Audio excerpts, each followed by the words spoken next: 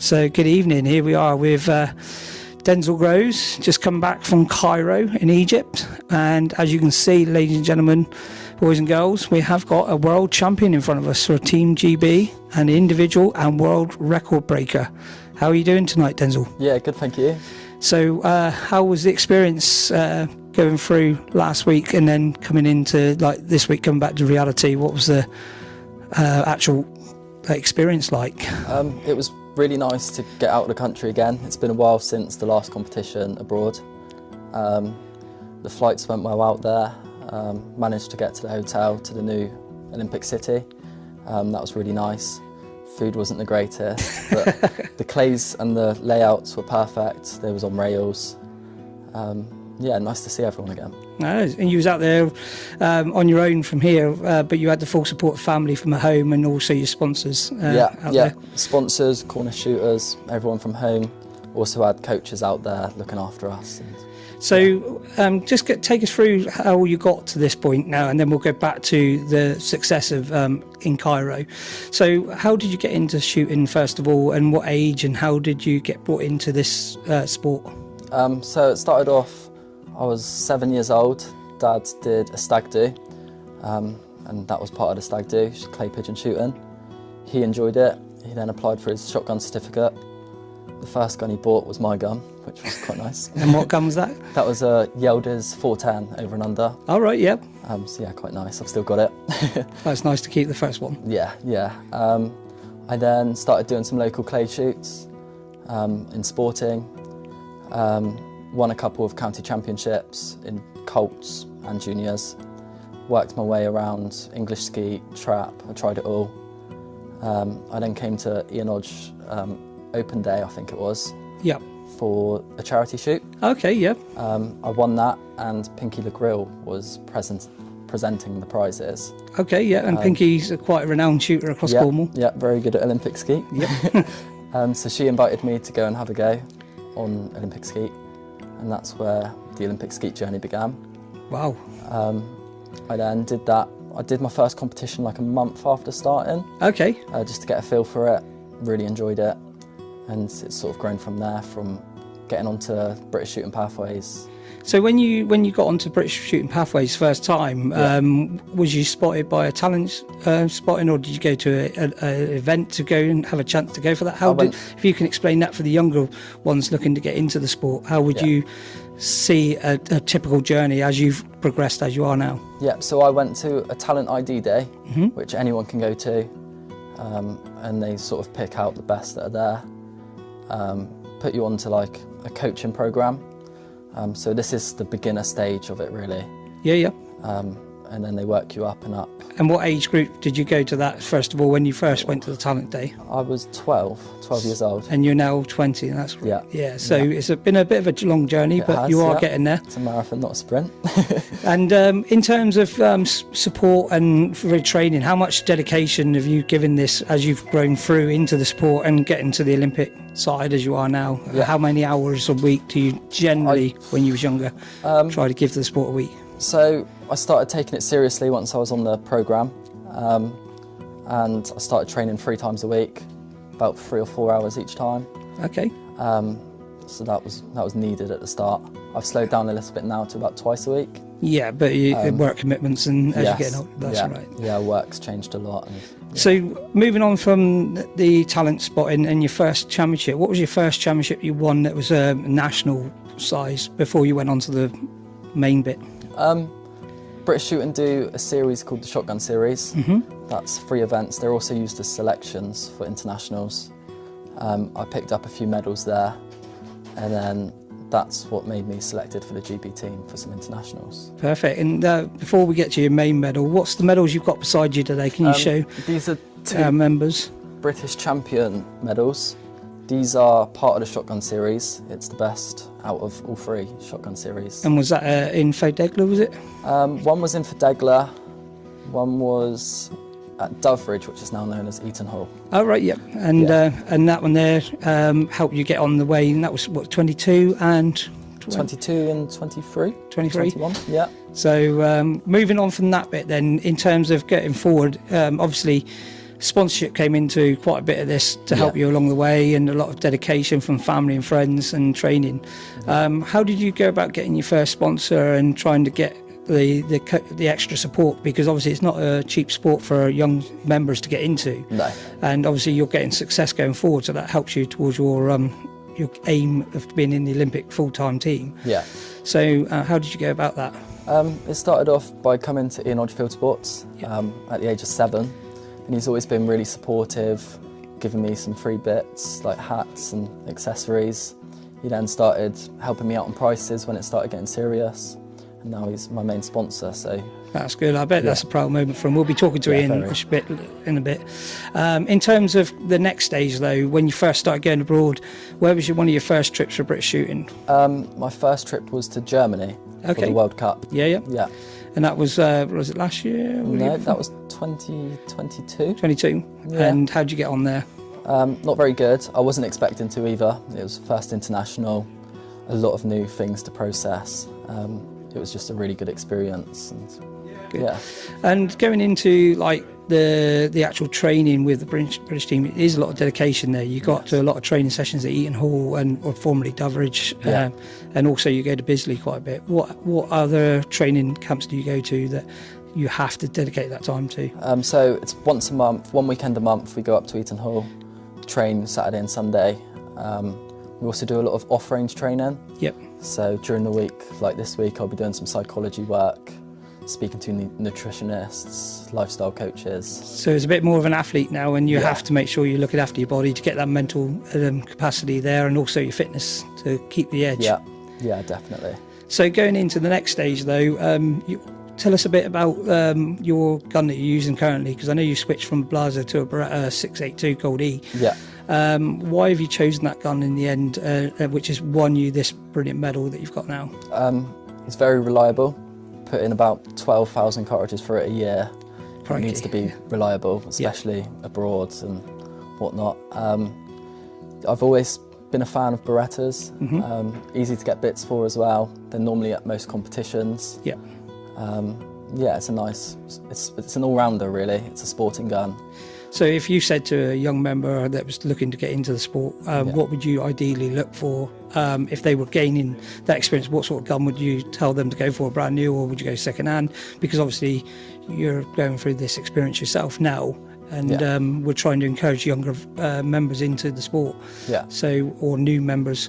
So what would you say would be the best way into it? Well, guns are like cars really. There's different price variants, different looks, but they all do the same. Yep. Starting off, I'd go for a cheap second-hand gun. You could pick it up for about £300-400. That's what I did at the start, and then as you get better or more serious, you can work your way up through. That's good.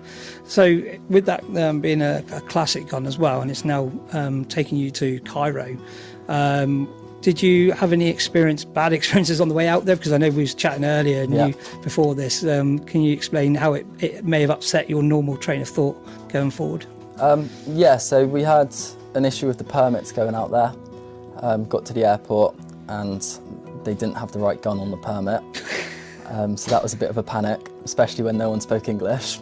But our coaches and teammates was very supportive, got me through that stage. So you talked about your teammates there and the actual togetherness between you. Who do you shoot with regularly then? Because I know with the Olympic pathway that you're shooting with some of the top members in the country. Yeah. Can you name a few of those and what you've gained off these top shooters for your own personal edge that you've got to get that medal today? Yeah. So when I train, I'm shooting with the junior team. People like Bethany Norton, Harry Revler, Ollie Cox, Henry. So that's really nice because being down in Cornwall, there isn't really anyone to train with. Yeah. Competition-wise, we have training days beforehand, and that's with people such as Amber Hill, Ben Llewellyn, and the top ones. And do you ever shoot with like Nathan Hales as well? He's trap, but we get to see him at competitions. You do get to see them. Yeah. So do you gain any experience of what they've done to get the edge in the future? Do they ever mentor you as a junior? Yes, they're very good for that actually. They help us on and off range. And that's with British shooting? Yeah, and even to talk to in the car park. No, fair play. Yeah. Going back to Cairo, obviously it was a big jump for you going over there. You was on your own, apart from the team and the coaches. What was it like when you arrived and you got to the hotel? How do you get your mental head onto it, and how many days before do you get trained on the ranges and stuff? So at Cairo, we arrived 2 days before the competition. Yep. So we arrived at night time, managed to get a good night's sleep, woke up, went over to the ranges, had a look. I shot 2 rounds of skeet with my team, so it was in our squadded team, which was quite nice. Yeah. And then had a look around. We went to the pyramids. I bet that was a bit of experience going there together. It was, yeah. And then the day after was pre-event training, so that was more practicing on layout, and then get ready for competition the next day. So when you went out on the ranges for the first time, what other nationals, how many countries were taking part that week? I'm not sure on the number, but there was a lot of countries, everyone there really. Yeah. Italians, just the usual. So when you actually got down to that final round, did you click in your head how well you'd been doing, or was it just concentrate on that round and carry on? I knew I'd been shooting pretty well. Yeah. Like I said, I was just trying to make the final. Yeah. I knew that was possible. I didn't know that I was going to get in 3rd place, so that was a bit of a surprise. But yeah, I like the pressure, so that sort of helps me knowing where I'm at. So you shoot better under pressure then? Yeah. Oh, that's better. Yeah. And once you got to that final, in your head, how do you get yourself prepared? Because obviously, did you have much time in between the finals?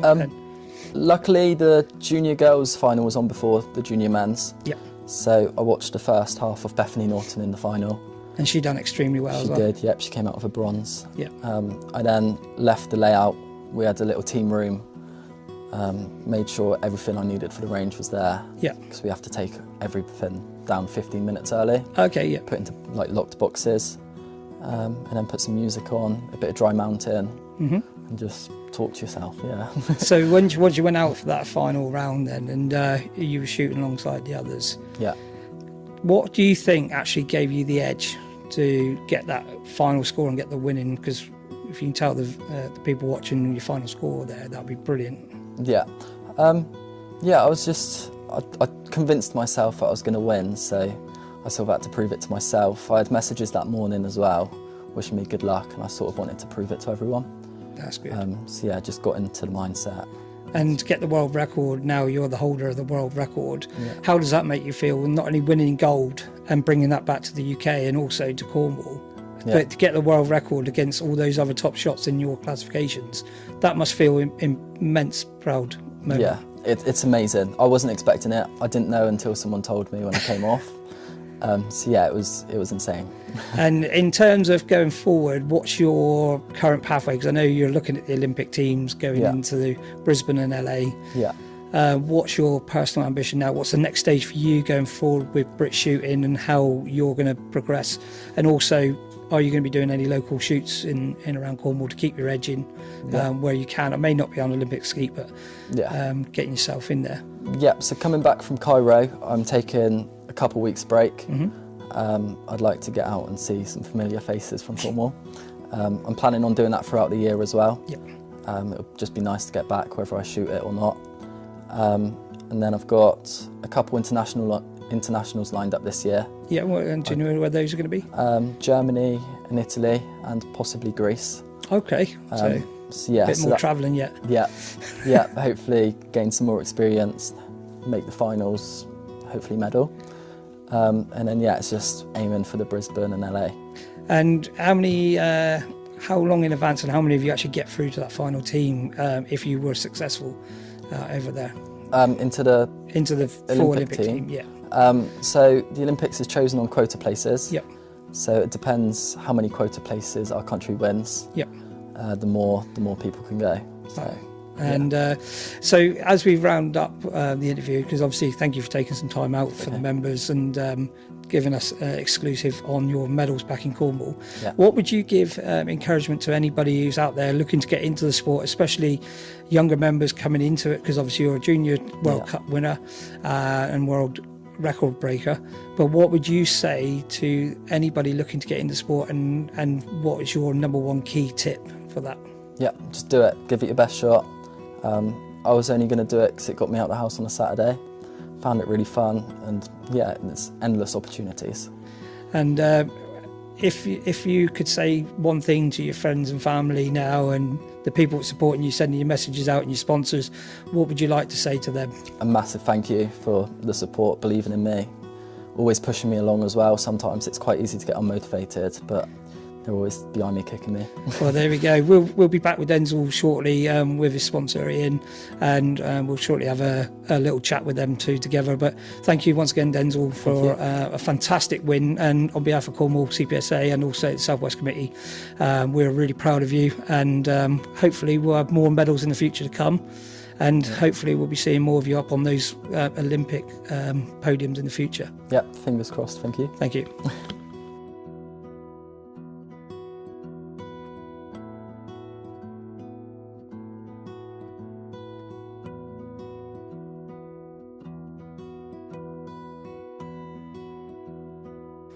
So here we are, we're back with Denzil, and we also got Ian Hodge and also Jamie Grose here with us, Denzil's dad. As we said earlier on, we was going to catch up with these guys because they've been a massive help to you in your pathway, Denzil. So yeah, you were talking earlier how much your family and your sponsors have meant to you on this pathway from a young age. How do you find it's worked for you having their support? Yeah, it's been really nice. From the age of 7, I've been coming out to Ian Hodge Field Sports, and he's been showing me support ever since then. It's now gone into full sponsorship, being my biggest sponsor. It's really nice having someone like that, and an amazing shop at home supporting you like that. And yeah, it's really helped out. So in terms of sponsorship, you're saying how he's helped you out in the past and also going into the future. That is a massive help to you with the cost and going forward.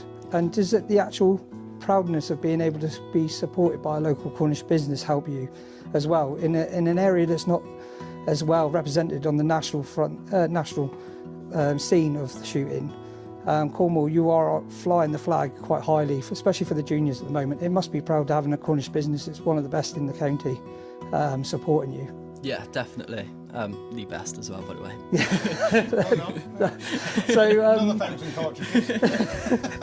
So, in terms of what you find that between Ian and also your dad, Jamie, what would you find the most important thing for them supporting you is in terms of its actual individually? What would you like to say to them, this medal you've won now? Yeah, it would not be possible without either of them. Their support, their time, everything they've done to help out. Obviously, Ian sponsoring me has meant that I can go to training more often and actually achieve my goals, really. Perfect. And what about your dad in the years? Yeah, all this driving me around. Yeah, helping me out funding wise. Yeah, he's really helped out. Great. So we're going to have a chat with Ian now from Ian Hodge Field Sports. So Ian, good evening to you. Right. You've been sponsoring Denzil for quite a few years overall, and how did you first get your eye on to Denzil's great success at an early age? What did you see in him? It started that his father's a nice chap, and we got on well as soon as I first met Jamie. And then Denzil came on as a young boy, but he was always polite, and that's what I took to him. He would talk, make conversation, and so I thought, well, yeah, he's got a good start there anyway. And then when he started shooting well, and with the support of Pinky, he just sort of had that. He just had it, and with a lot of things in life, whether you're a runner, jumper, swimmer, footballer, you've either got it or you haven't got it. And you could see that Denzil did have that sort of. He had it there, and again, but it was his attitude and his whole. How he put himself forward and his work ethic, which I thought, now this chap needs a bit of support if he needed it, and he was glad to support. But it works both ways. It's certainly an honour for us, especially now we've got a world champion, a record holder. There's no gun shops in Cornwall can say that, is there? No, that's right, or the country. Yep. Because I'm afraid some places can be short-sighted and just do it for themselves. But I've always wanted. When I started this, I was 21, and I'm 57 now. When I first started the business, I I was glad of any help that anybody could give me, and I like to think I'm doing that back. I've always wanted to make a sort of a community here with the gun shop, with our open days. Grown, hasn't it? Well, we only got to look. Tonight we've got the shop's full of people supporting Denzil and the shop, and that's what I wanted to do. And it hopefully inspires youngsters to come on, and may inspire older people to help out youngsters, whether it's financially or just guidance. So that's been my main aim, is to make a community around the shop. And I like to think we have done it over the last 30 odd years. Well, we know you've done a lot for the local shooting community in all aspects of all disciplines, and also on the game side. And I know that a lot of people thank you for that as well. And if it wasn't for you, a lot of these guys wouldn't be able to get the facilities and the equipment that they needed to pursue their game and their clay pigeon shooting dreams. And Denzil's obviously a benefit of that, and it's obviously going to be a future benefit as well going forward, because this is one of many medals he's already won already. And here tonight you've already had people looking at the medals, and like say British champion, world record breaker. That must be a proud moment for you, seeing your name on the gun in Cairo. Must say I'm not I must say all of a sudden it did hit me when Jamie sent me the videos over and I seen the shop's name there, and it did. I thought all those years that we've been helping out, and then all of a sudden, whoa, there it is. Brilliant. I was just proud of the shop as much as I was proud of Denzil. Yeah, it's a big team behind you that supports Denzil and Jamie with all the hours they put in travelling around, and yourself. And I think this exposure for you as well in the southwest and across the country, having the world champion, the world record breaker, that's going to be a massive boost for you as well, to help get these people coming through your doors as well. And having Denzil here tonight, like you say, a full house in the gun room tonight, absolutely fantastic reception for Denzil. And it's only a boost for Cornish shooting, not only that, for British shooting as well. And that must be great going forward. Oh, absolutely. It can do no harm whatsoever. Shooting, as we know, gets all types of shooting gets hammered a little bit, sometimes in the press, sometimes with certain politicians. So anything positive that we can put forward is going to be good for the sport and help us move forward. So what's your next aim for Denzil then, for you to see him go on? Obviously the Olympic pathway is a massive achievement if he gets on there and gets through to the Olympics, and which we hope he will, and he will do. But for you as a sponsor, what's your words to Denzil tonight? How proud you are? Do your very best, and that's all we can ask. Go as far as you possibly can. Try not to get stressed out over it, but it's difficult, I know. But whatever you do, we're all very proud of you, what you've achieved already. So moving into senior shooting as the time goes on, it would be nice if you've done very well, but if you've done very well as it is. But yeah, just keep at it, really, and keep being dedicated to the sport. And who knows, Denzil? Maybe he'll put an Olympic traps set up out here for you, and a skeet set up in the future. Once you become gold medalist in the Olympics. yeah. Well, apparently, if he does get to the Olympics, he's flying me out there. I should hope so. First class as well. Oh, business class, yeah. Business class. Well, thank you very much, Ian, on there. While we're here with you, we've also got Jamie, Denzil's dad, here. All right. Good evening. Hiya, mate. How are you doing? Very pleased, very glad to be here. Bet you're very proud of this young man. Very proud, great achievement. So in terms of what you've been listening to just now, how have you experienced this journey from a family member's point of view? Because obviously it's been stressful sometimes, a lot of hours on the road, a lot of travel, a lot of expense, but you've dug in and now you get these medals in front of you now. It must be fantastic for you. It's been a hell of a journey, to be fair, and it's sort of taken our lives over. I mean, for a youngster to sacrifice so much of his youth for the sport, it doesn't. People don't really appreciate the time that goes into it. Instead of being out with his mates or whatever, it's training, dedication. At this level, you got a lot of academic work as well with it, and you just got to keep pushing forward. Some severe knockbacks, you get them, but to come back stronger, keep fighting. So in terms of when you said the extra training, I expect sometimes he's come back from a competition and thought, I didn't do really good, and the confidence is low. How do you pick Denzil up and, like, along with Ian, like, to keep his head in the right space? That's a tightrope to walk. That really is. And any parent of any athlete would say the same.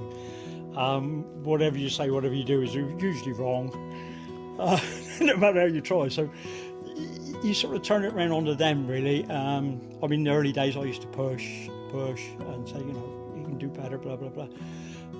You only do that to a certain level, and they get to a level where they're self-learning. Yeah. And what I say isn't going to be relevant or wanted even. So you tread a bit of a tightrope. You just judge his mood, and you sort of turn it around to him.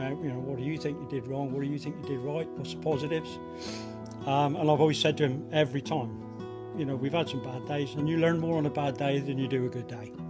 What's your proudest moment before getting this medal and becoming British champion? What was your proudest moment of Denzil going through, picking up his sponsorship with Ian and going forward and his progression? Because obviously we won a lot of county level success at juniors and colts. Yeah, trying to support the county. Getting into the nationals, I bet that first medal was an absolute... First gold in Yorkshire about 5 years ago, wasn't it? First gold. Yeah, brought me to tears, that one did. Hell of a final. And I think my watch went off to say my heart rate was crucial or something or other. I think Denzil needed that watch last week over in Kernow for the world record. So that was a big shock, and it's those things that are the steps on the way. You think, well, that was worthwhile. Yeah. That last 2 years of really slogging, that's worthwhile. And then you get your head down and you work on and on until the next lift, and you get another step. And I say having Ian on board.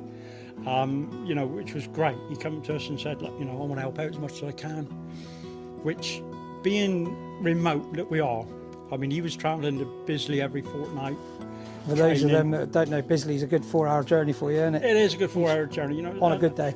And it was a lot to do, and trying to get training home here with us both working, and trying to get to a Olympic skeet range was hard. So Pinky's got her own range. She's treat it as your own, and with Ian's help with the shells and everything, it's made it affordable. Yeah. Because to practice what they want you to practice at for working people, it's not affordable. No, and not no in doubt Cornwall. about it. So to give the opportunity to just make that within reach made a big difference. That's great. So in terms of your progression with Denzil going forward, what is your key words to Denzil tonight going forward to go on to the next? Because he's obviously got a few more internationals this year. Yeah. And then going into the pathway for Brisbane and LA. Yeah. It's a long way yet. I mean, I don't know if people know the process. I mean, you've got to achieve a level internationally to be in the top 15. Yeah. To go to the Commonwealth and the Europeans, and then you've got to win a quota for your country. But that doesn't mean to say you're going to take their quota. They might send somebody else who they feel might be a more chance of winning a medal. So there's not a big carrot at the end of it. So you really want that carrot, no matter how big it is. So I think that's the thing, to show the commitment that you want to do it, and to keep going. And I say these things are the boost. You need these boosts to get you to the next level. So he's got a couple of 3 internationals coming up. 3 internationals this year, key ones. Hopefully that's going to sit us good for the seniors, transition into seniors next year. Yeah. Do you think that's going to be a challenge for Denzil, or do you think it's going to be okay? Because obviously Bethany Norvie's into the ladies seniors as well as the juniors. Bethany's done really well. But Denzil's obviously gone on advance and won the gold already. Yes. In this, and the world record. So is that a good stead for him in your personal views? It certainly is. I mean, looking back at British shooting record, junior men haven't won an international gold since 2010, and that wasn't a World Cup. That was a European. So potentially this is a real good thing for everybody, not just us locally, but nationally as well. So it will stand him in good stead for moving into the seniors if we can just keep this level of performance up for the next 12 months. And having people behind him is what it needs.